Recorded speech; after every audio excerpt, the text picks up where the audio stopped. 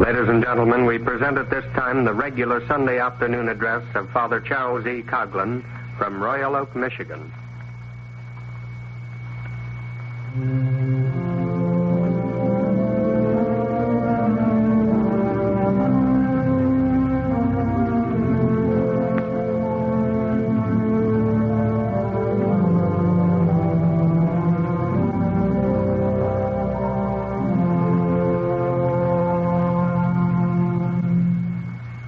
Before Father Coughlin delivers his address entitled, Our Problem is in America, it is our pleasure to present the Shrine of the Little Flower Male Choristers. These 60 boys and men are recruited from the Shrine School and the neighborhood. Under the direction of Mr. Cyril Guthrill, they will sing for you the Sanctus from the Mass of Maria Auxilium Christianorum.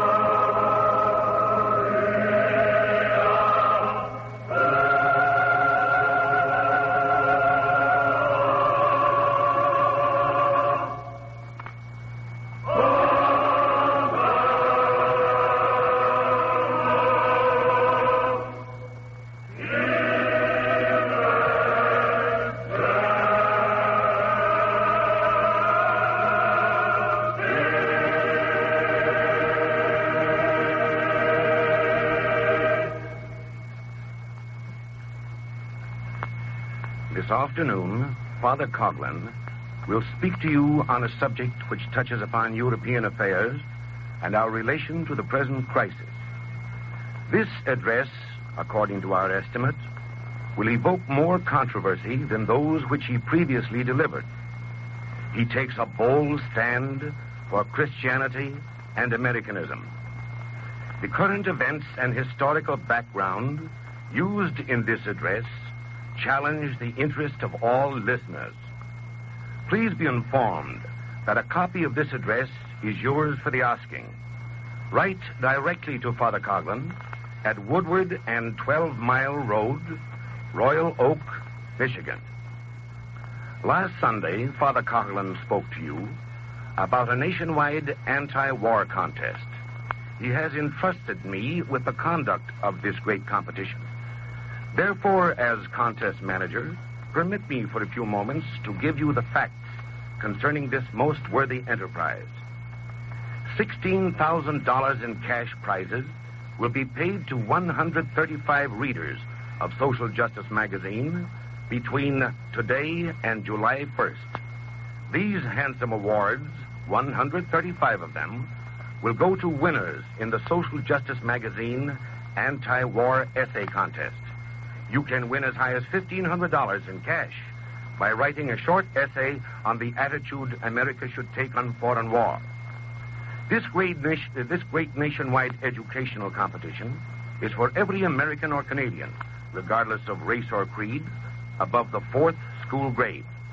In fact, there are 9 separate and distinct contests divided according to the age and educational qualifications of contestants. For school pupils, the division is made by grade from the 5th to the 12th inclusively. Each grade has its own topic upon which essays will be written.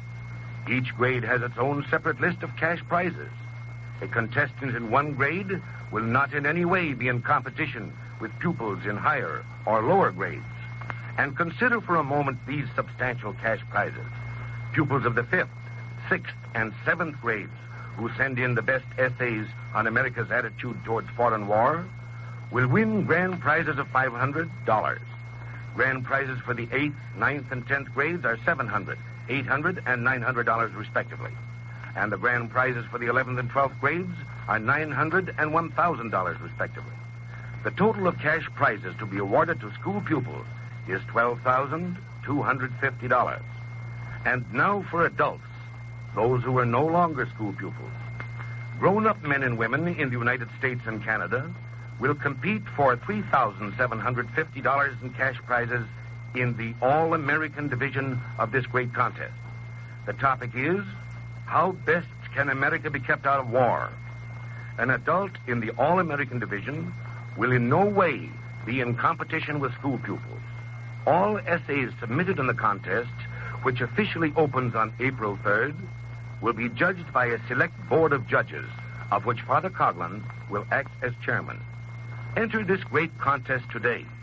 Write personally to Father Coughlin, Royal Oak, Michigan. Full instructions will be sent you immediately. Remember, you have as good a chance to win a substantial cash prize as any person in the United States or Canada. Parents, be sure to have your children enter the social justice anti-war contest at once. Besides affording them an opportunity to reap neat fortunes in cash, it will make them better Americans. Teachers of grade schools will kindly withhold entry of their pupils until they receive a letter from Father Coughlin with full instructions within the next few days. And here's something important.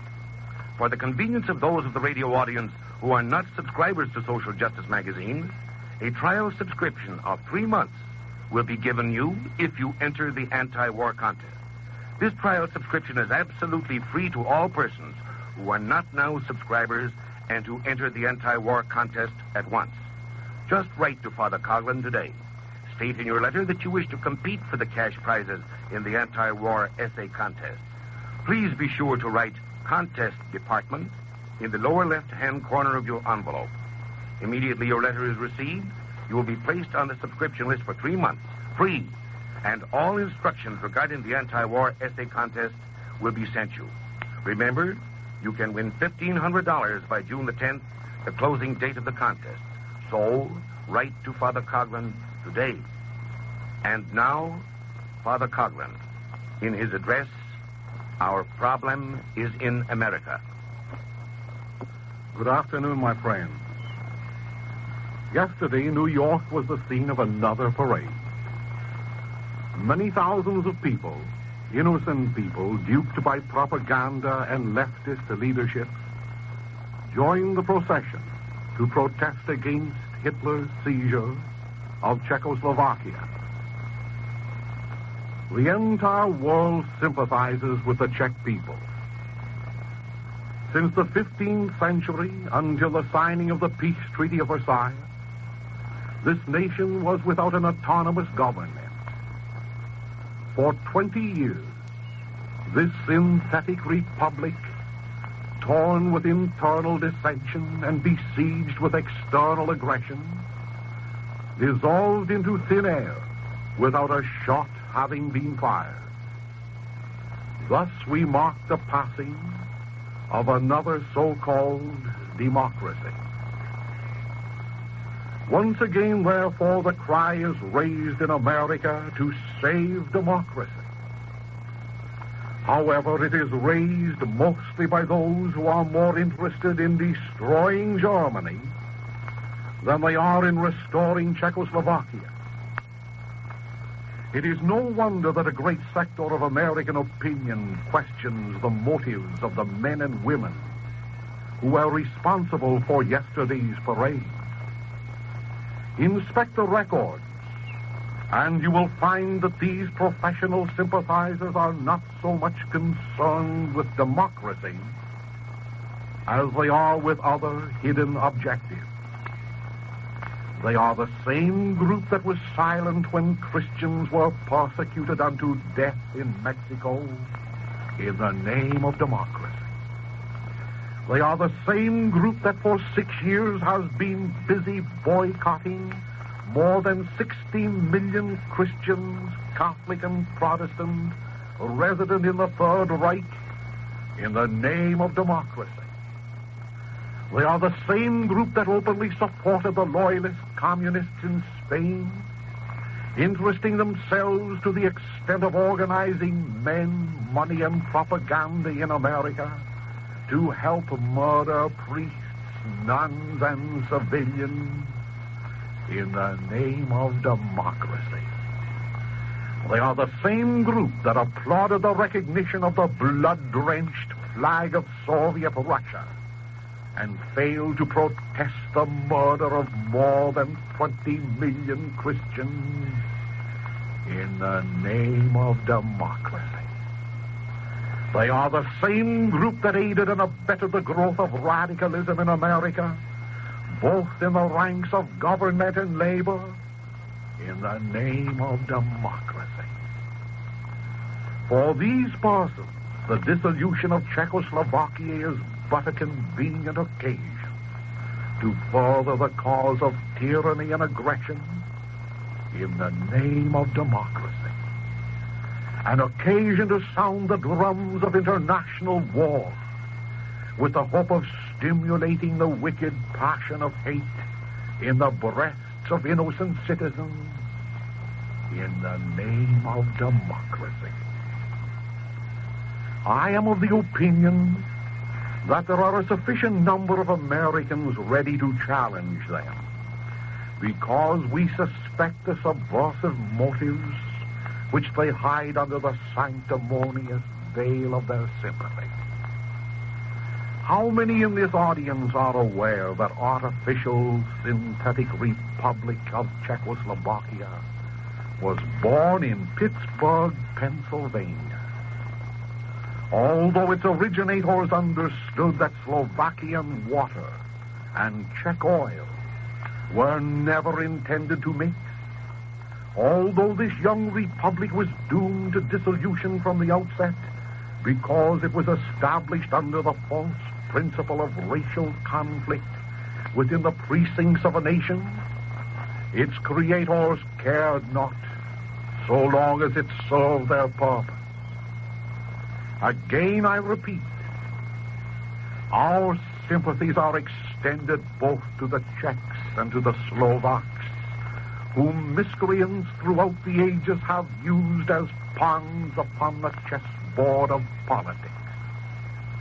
Nevertheless, granted that the Slovaks did not invite Hitler to assimilate their territory, granted that this 20th century Napoleon rode roughshod over every liberty of the Czechs, granted that all his territorial acquisitions and economic conquests of the past 2 weeks not only shocked the world, but created a threat to the so-called democracies of Europe, France and Russia, and to the well-advertised democracy of Great Britain, this does not offer a valid reason why we Americans should entangle ourselves in foreign affairs which inevitably lead to war. Once again, may I inform you that Great Britain is not a democracy in any sense of the word. It is an empire of 486 million persons who are ruled, regulated, and in some instances exploited by the members of the British Parliament, elected to office by no more than 45 million residents of England and Scotland. Nor is France a democracy. It too is an empire boasting of more than 100 million population resident outside Europe. A population that was subjugated by cannon, bayonet, and intrigue. Nor is Russia a democracy. its 1 million persons are dominated by a party of communists numbering less than 2 million. A political party which has outlawed Christianity and religion. A political party which has all but crushed the last vestige of liberty from the bodies and souls of the Russians whom they victimized with their atheism. If the conscience of Americans is offended because the principles of real democracy, of self-determination, of home rule have been crushed to earth by the iron heel of the German stormtroopers, let our indignation be impartial and therefore virtuous. Let us lament over the plight of the British, French, and Russian victims of conquest, who, since the Battle of Plassey in 1757 to the massacre of Moscow in 1923, have been appealing for liberty and justice and sympathy to the deafened ears of civilization. If the imperial conquest by Great Britain and France and the diabolical persecution by Soviet Russia are the outstanding examples of European democracy, then it is my opinion that the sooner that type of hypocrisy perishes from the face of the earth, the better for all mankind. Only the unlettered or dishonest American identifies our theories of democracy with the political and economic slavery upon which these types in Europe have been constructed. Instead of working ourselves to a point of frenzy in behalf of the European democracies, we should express our anxiety because uninformed thousands of Americans are prone to follow a warmongering leadership in New York and elsewhere. Have the European nations treated Americans justly?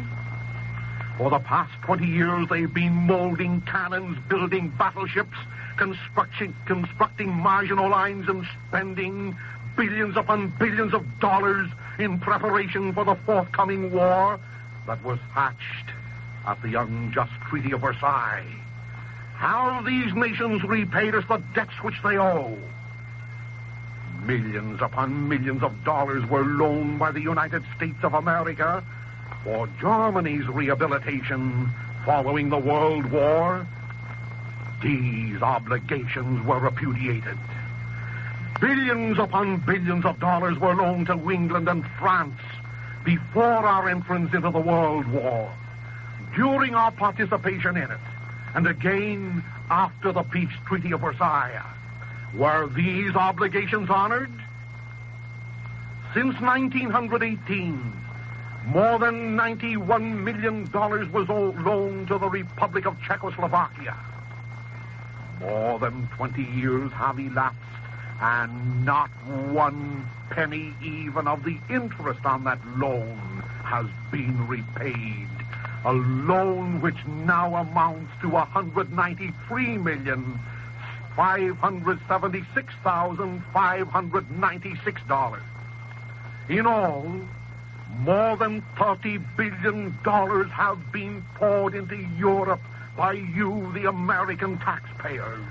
And all we have received in return is the gift of communist radicals, imported propagandists, and expatriated refugees. These debts are being borne by you, the taxpayers of America. These repudiated loans are partly the cause why economic chaos has supplanted economic democracy in this nation, why a tyranny of finance has Hitlerized your homes, your farms, your factories, your insurance corporations, why you have been forced to goose-step, either in the standing army of unemployment or in the reserve forces of bankruptcy. Whether you know it or not, you Americans, through the voice of your government, have been taught to hail the international bankers. All that is left of us, of democracy, is its political aspect. Will you suffer the propagandists, the warmongers, to use Czechoslovakia as a springboard to hurl you into a European cauldron of war and thereby sacrifice all that remains of our liberties, including our political democracy? Already we have sacrificed enough to no avail. 20 years ago, we failed to make the world safe for democracy. 20 years ago, we were partially instrumental in producing the chaos and worldwide depression which have encompassed us. From a financial consideration, it has been estimated that over and above the repudiated debts of Europe, a world war cost you, the taxpayers of this nation, $51 billion in actual money spent for destruction, and approximately $250 billion represented in a loss of production in our fields and factories. $250 billion worth of wealth which we did not create, worth of wages which were not paid as a result of the worldwide depression. Oh, if the dead could but return, the dead whose bodies were mangled by shrapnel and bayonet, there would be 10 million voices raised at this moment on every frontier in Europe and on the island shores of England to plead with their people to abandon the policies of futile slaughter.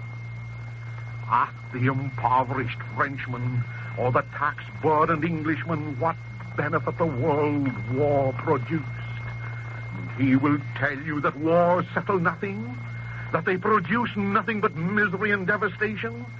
And he'll count for you not only the 10 million lives that were lost, but the 20 million who were maimed and injured, the 13 million reported as missing, the 10 million refugees who were despoiled of their property and citizenship, the 7 million orphan boys and girls who were scattered, wandering over the face of the earth, and the 6 million babies who were born nameless and destitute, all the products of the world war, all in the name of democracy.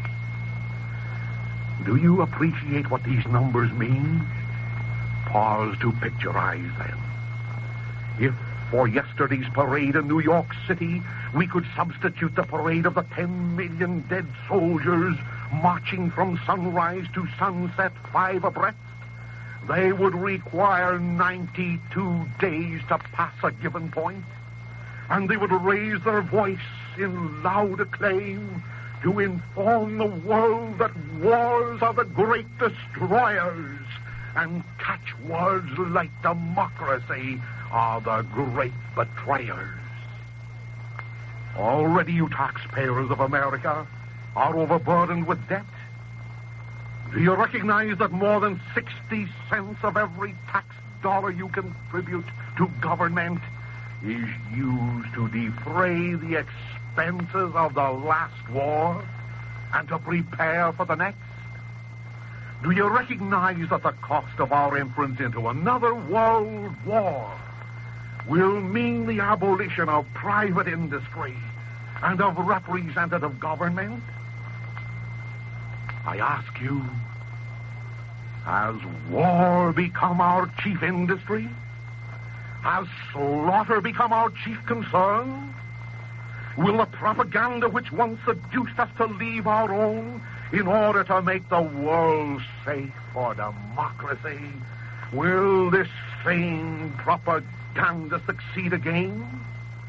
Answer these questions to the satisfaction of your conscience, And then ask yourselves, shall we take the first steps which lead to the final step of destruction? Shall we be patient with the internationalists, the disturbers, and the professional agitators who are more interested in Czechoslovakia and in Europe than they are in the reconstruction of America? Every Christian American has a heart that is easily attuned to the chords of sympathy. It is natural for us to respond to the victims of persecution wherever they may be. But why not permit charity and sympathy to begin at home? Why close our eyes and hearts to the 22 million worse than refugees sentenced to live upon dole rations in our midst? Why shut our ears to the pleas of 12 million jobless working men whom our undemocratic financial system practically has despoiled of their right to life, liberty, and happiness? Why permit the internationalists and warmongers who are more concerned with the minorities of Europe to distract our attention from our own problems? Last week, the New York Daily News, the largest paper in circulation in America, said, "There's a great deal of breast beating among the local Reds and their fellow travelers over the latest development. As we get it, the Red interpretation is that Chamberlain and Delage are to blame. And the Czechoslovakia's blow-up is felt to be another move in a British-French plot to stick Hitler on Russia. We can't get so excited about it and don't see why other Americans should." My friends, the Daily News is right. This is an affair for us to watch and not to mix in. It is right when it says that the agitators are either Reds or sympathizers with the Reds. If they were not Red sympathizers, long since they would have paraded against the persecution of 150 million or more Christians in Russia. Long since they would have demanded that if this government sees fit to place a 25% punitive tax on German imports, it would have put at least a 50% restrictive tax on Russian goods. If they were honest, those over the past 6 years have boasted in the public press that they were working to boycott Germany. If they were honest, they would have been interested during the past 20 years in boycotting Russia. These things have not been done. These things they will not do because they are using Czechoslovakia, democracy, Hitler, aggression, and all such catchwords to play upon the pipes of American sentiment in behalf of communist internationalism. Their propaganda grows apace, but meanwhile the Americans who believe in the policies of Christ, the Prince of Peace, are becoming more convinced that they are being victimized by Christ's enemy, who goeth about like a roaring lion, seeking whom he may devour, roaring in the press, roaring on the radio, and roaring from the silver screen. He is the same father of lies today as he was yesterday. He pursues the identical policies of destruction under the mask of sympathy, charity, and humanitarianism, the same which he employed in the instance of the temptation of our first parents. And he offers to his victims the same fruit of deception, which, if they eat thereof, they will be cast from the Garden of Eden. Be not deceived. The enemies of the Prince of Peace are motivated by the single desire to devour our liberty, our morals, our homes, our farms, our industries, yes, and our immortal souls. Their breed has not changed one iota from their ancestors, whom Christ condemned. He characterized them as sons of the devil and predicted that the desires of your father you will do. My fellow citizens, we are either with Christ, the Prince of Peace, or we are against him. There's no middle ground. From a historical viewpoint, it is time that the nations of the world learn the lesson that no permanent peace can be brought about by protecting injustice and by perpetrating more of them through the instrumentality of such mockeries as the Peace Treaty of Versailles. If we are content to weigh history in the scale of facts instead of fancy, this statement will become clear. However, we will be disinclined to meddle in European affairs, which are partly the result of that iniquitous instrument of international law. It is admitted that America is much concerned over what has transpired in Europe recently. On every hand, there is raised the cry, "Stop Hitler!" But who considers the sanity and soundness of inquiring who started Hitler? An inquiry which will be labeled by the Reds and their sympathizers as pro-Nazi or pro-fascist. Well, discounting their childish, unreasonable charges, let's ask, who started Hitler? That's a fair question, and here's a fair answer. At the beginning of the World War, Great Britain, France, and Russia were allied. They were opposed by the Central Powers headed by Germany. For years previous to 1914, Russia had been accused of being the persecutor of certain minorities.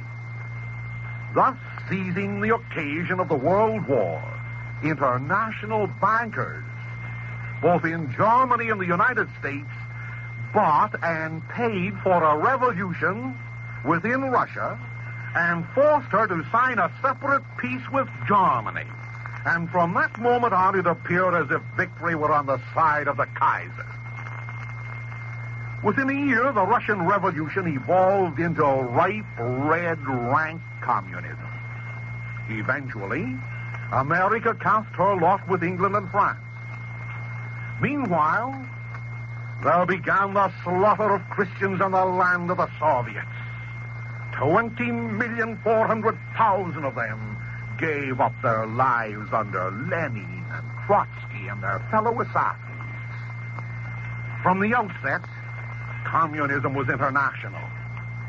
It was not satisfied to operate within the confines of Russia. It sent its emissaries into Hungary under Bela Kun, known to historians as Cohen. It attempted to overthrow Poland by an unjust aggression. With a program of world revolution, atheism, and anti-Christianity as its fundamental principles, it established its agents in Italy, in France, in Mexico, in Spain, in every nation under the sun. Down with God! Down with Christianity was its war cry. Down with nationalism was its inspiration. Success attended its efforts in Mexico, where for all practical purposes, religion was outlawed, property was confiscated, and liberty was lost.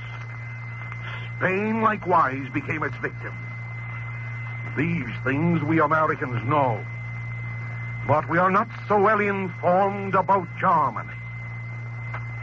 Taking advantage of the depression which was consequent upon the World War, the disciples of Lenin and Trotsky numbered in Germany more than 5 million persons who are determined to capture this Christian land inhabited by more than 16 million Catholics and Protestants. The government of Germany struck back in the days of the Republic. Its blows were weak. Its technique was futile. As a result, communism kept growing alarmingly. At length, when democratic measures failed to stem the tide of this red flood, there appeared Adolf Hitler upon the scene, just as Il Duce Mussolini had appeared in Italy under similar circumstances. And finally, the red tide was stemmed. Communism was overcome, and Hitler rose to power. No one denies that there has been a persecution in Germany for these past 6 years. A persecution, however, which never resorted to the sword. But no one estimates that the persecution under Hitler of Catholic, Protestant, and Jew was as vile or vicious as the Lenin-Trotsky type. Who started Hitler? Ask those who in the first instance contributed to the Russian Revolution. Ask Lenin and Trotsky and the internationalists who spread their poison of hate, hatred for God and nationality, over the face of Europe and the world. Ask those who are responsible for murdering twice as many men, women, and children as were killed in the World War, because for the most part they were guilty of believing in God and worshiping Jesus Christ. Probably they can give you an inkling to the question who started Hitler. Or again, ask the signatories of the Treaty of Versailles, and particularly the ghost of Clemenceau, the former pagan premier of France, and attend to the answer they will give. Who started Hitler? It was the signatories of the Treaty of Versailles who recognized Soviet atheistic Russia in the first place. It was they who imposed a $57 billion fine payable in gold upon the outraged German Christian people who are not responsible in the first instance for the decisions of their imperialistic Kaisers. It was they, the signatories of Versailles, who drained from Germany its last ounce of gold. It was they who imposed upon the German people the indignities of foreign armies marching in their streets. It was they who made of Germany the police beat of the world. It was they who placed upon the innocent women and children of that nation unbearable economic burdens inspired by hate and revenge. It was they who dismembered the empire piece by piece and evolved a program of encirclement so that never again would German commerce, German industry, and German goods compete with the victors upon the shores of the seven seas. It was they who robbed Germany of colonies which she had purchased with money, while they kept their own colonies which they had purchased with the bloody sword at Plassey and elsewhere. For these injustices, the Peace Treaty of Versailles will go down in history, better known as the Revenge Treaty of Versailles. Who started Hitler? Arrange together these segments of information, and you will discover that Adolf Hitler is nothing more than the logical, historical effect of an illogical, historical cause. Let them who started Hitler stop Hitler. First, by undoing the iniquities of the Peace Treaty of Versailles, and secondly, by turning their attention to communism, against which Nazism was originated. If Adolf Hitler and his policies are the sin of this year, that sin is upon the souls of those who bought the Russian Revolution and its consequent communism, who paid for a policy of anti-God and anti-nationalism to be spread throughout the world, and who excogitated the document of Versailles, which was written with the savage pen of revenge dipped into the crimson ink pot of hate. No one can stop Hitler or his historical successor in Germany or elsewhere until the injustices against God and man are eradicated from the hearts of diplomats and intriguers. And no one can remove from our midst the intriguers until the warmongers who worship the God of gold and through it control propaganda are summarily put in their places. I recognize that in broadcasting these facts, I am on the unpopular side of a question.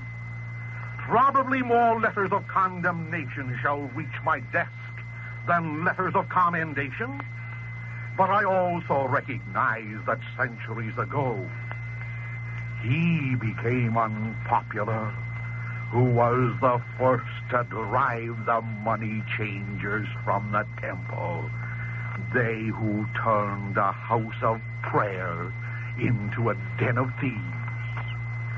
I am accustomed to condemnation, accustomed to unpopularity with a certain class which has persisted in making a den of thieves of this world by exploiting the masses of every nation. They are the same ones who seduced your fathers or brothers or sons into the last war, which you thought was a war to make the world safe for democracy. They are identical with those who at the present moment are working on your gullibility. Oh, I do not blame the ordinary man in the street for adopting the attitude which apparently is the popular one. He reads certain statements in the public press and is prone to believe them. But he's not trained to ask himself where these statements originated, nor to distinguish between an official government release and an unofficial news item which is introduced with such vacuous, misleading words as "it is reported on reliable authority," or "it is understood," or "according to sources close to the government," and so ad infinitum. Nevertheless, it is time for the man on the street to recollect how those of the last generation were propagandized to death, destruction, and depression for having believed the half-truths and the garbled words of those who prevailed upon America to pull the chestnuts of the internationalists from the fires of their own kindling. My friends, I hold no brief for National Socialism because I regard it today, as I've said oftentimes over this microphone, not only as hostile to the Jews but also to Christians, insofar as it has been persecuting them politically, insofar as it attempts to dictate what shall be taught and what shall not be taught in the pulpit and the schools, and insofar as it sets up its own politicians to be the final court of decision in matters of morality and religion. Nevertheless, since we've turned our attention to history and have traced Nazism to communism, Hitler to Lenin, and worldwide injustice to the Treaty of Versailles, let me reiterate the opinion that there's no stopping Hitlerism, which has now crossed national boundaries until Leninism is first stopped. Communism was the first to internationalize itself.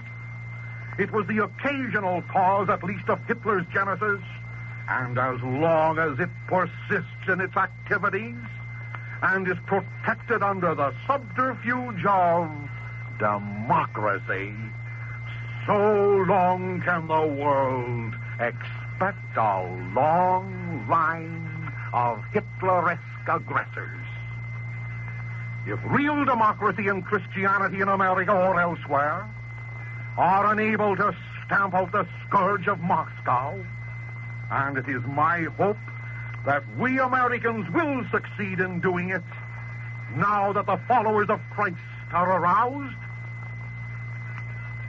then some dictatorial form of Nazism will appear here, before which we will bow down complacently as did Germany, rather than be devoured by the red serpent of hate. In a recent editorial, the Milwaukee Journal remarked, "Our old IOU friends, France and England, are in trouble again. They've grimly held to the gains of the peace table. We must lift democracy high above the ugly truculence of autocracy," said President Roosevelt, sailing to review the Navy. Lift democracy above autocracy? Make the world safe for democracy. How similar these sound.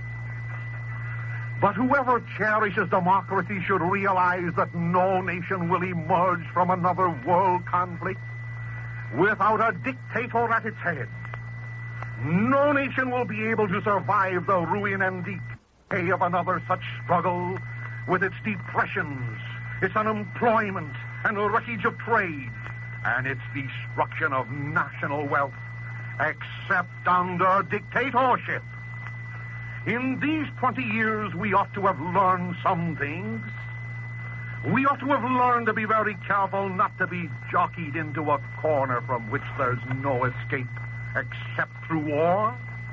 We ought not allow ourselves to be talked into a fury over ideologies and other people's ways of government, unquote the Milwaukee Journal. This editorial comment is a fair expression of the sentiment in America and of keen-minded journalists who fear not to tell the truth. Meanwhile, the Reds, so characterized by the New York Daily News, hold their parades in New York City to the disgust of all Americans who are endowed with respectable memories and sound judgment. They are so blind that they cannot see the hidden hand of the ubiquitous internationalists, using them for cat's paws to the detriment of our nation. And are so filled with hate for Hitler that they have no time to consider Stalin. My friends, let us hate no man. And let us recognize that the German people, 80 million of them, who are mostly staunch Catholics and God-fearing Protestants, are well able to care for their own destiny.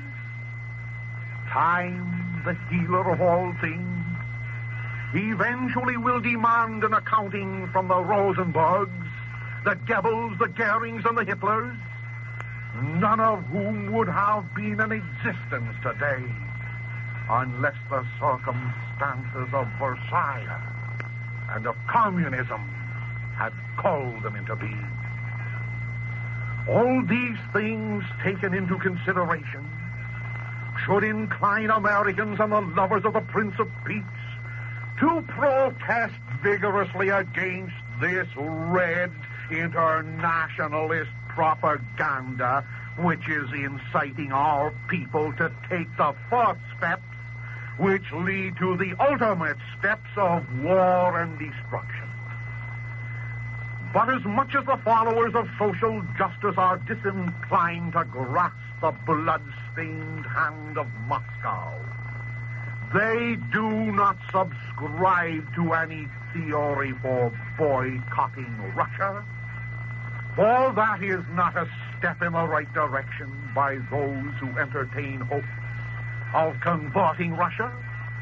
And on the same principle, we deeply regret that our government officials have seen fit to boycott Germany, because this only adds fuel to the fire and gives an excuse to the German government to remind us Americans of the law of self-preservation.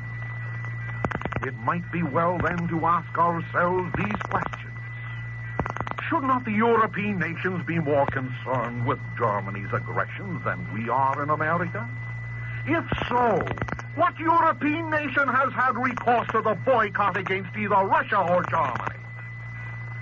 While no person can applaud Hitler for treating the Munich Peace Pact as a scrap of paper, is it not true that the platforms of our present political parties have been treated as scraps of paper, and that the bonded word of England and France, who borrowed billions of dollars from us and promised to repay them, are likewise scraps of paper?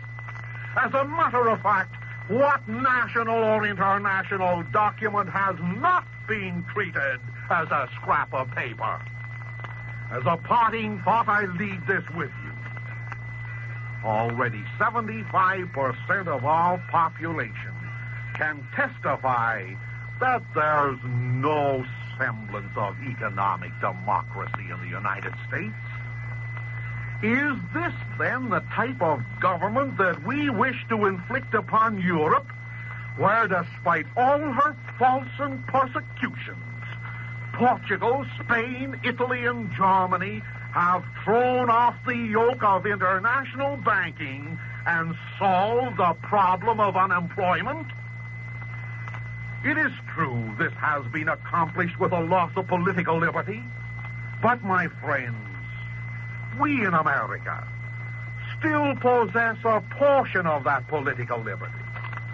We still possess the power to regain all of it, plus our economic liberty. And above all, we still possess the will to perfect the theory of all democracy, which in no sense falls under the category of the French, the British, or the Russian type, and which in no sense is identified with the domination of the international bankers who are ruling us today. The spirit of the founding fathers is still in our midst. The policy of George Washington's no foreign entanglements is still our heritage. Thus, let us hold fast to these priceless possessions. Be not duped by the internationalists who dwell amongst us. Before it is too late, let us build up barricades to protect the principles of the Prince of Peace, resolved to turn our attention to our own affairs before we lend ear to foreign broils, which are the outcome of foreign injustice. However, bear this point in mind. We want democracy in America, but we want justice with it. In fact, justice matters more than democracy. Actions are more realistic than hypocritical catchwords. A democracy, an American democracy that recognizes the fugitive murderers from Barcelona as the legitimate government in Spain, a government which could not have continued its sacrilege for more than 2 years except for a plentiful supply of American money and munitions. That democracy does not know the meaning of the word. And a democracy which continues to recognize the ruthlessness of Russia towards God and Christianity also lacks a clear understanding of the meaning of democracy. My friends, we want democracy in America, but we want justice with it. Justice matters more than democracy. And there can be no democracy without Christ, and no democracy without justice. That is the conclusion of this address, my friends, which I shall be glad to mail to you this week upon your requesting. may I take this occasion to thank this audience for its generous financial and moral support. Without you, this hour would be impossible.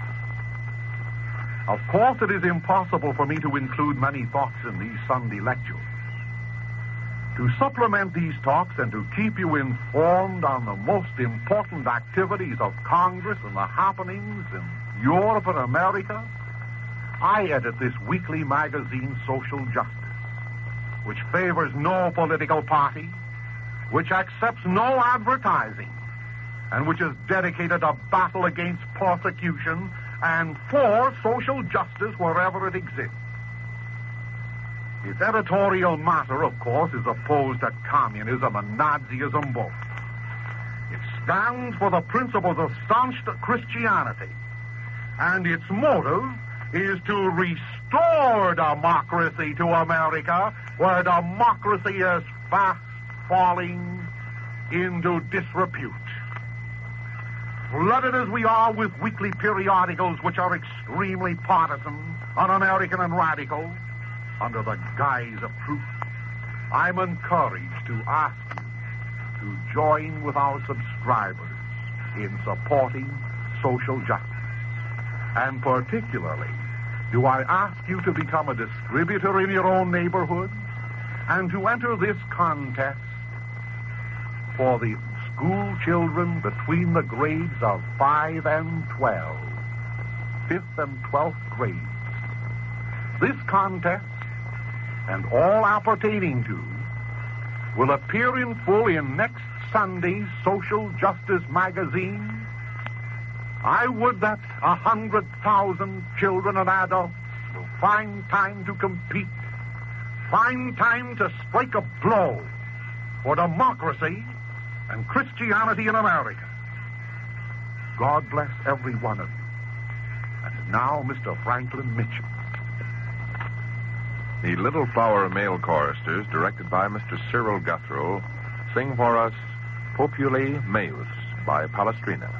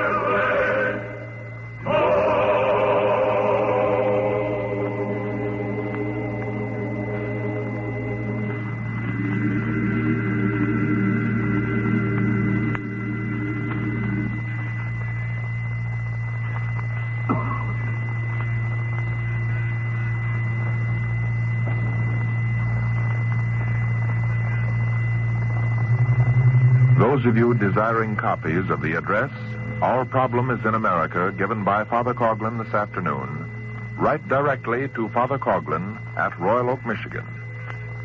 Undoubtedly, this speech will be the subject of much discussion and even controversy.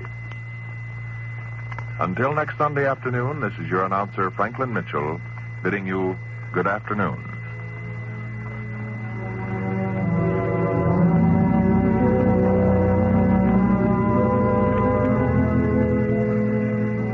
Ladies and gentlemen, we've presented the regular Sunday afternoon address of Father Charles E. Coughlin from Royal Oak, Michigan. The thoughts and opinions contained in this address were entirely those of the speaker and in no way reflect the policies of this station. Your dial is set at 1250 kilocycles.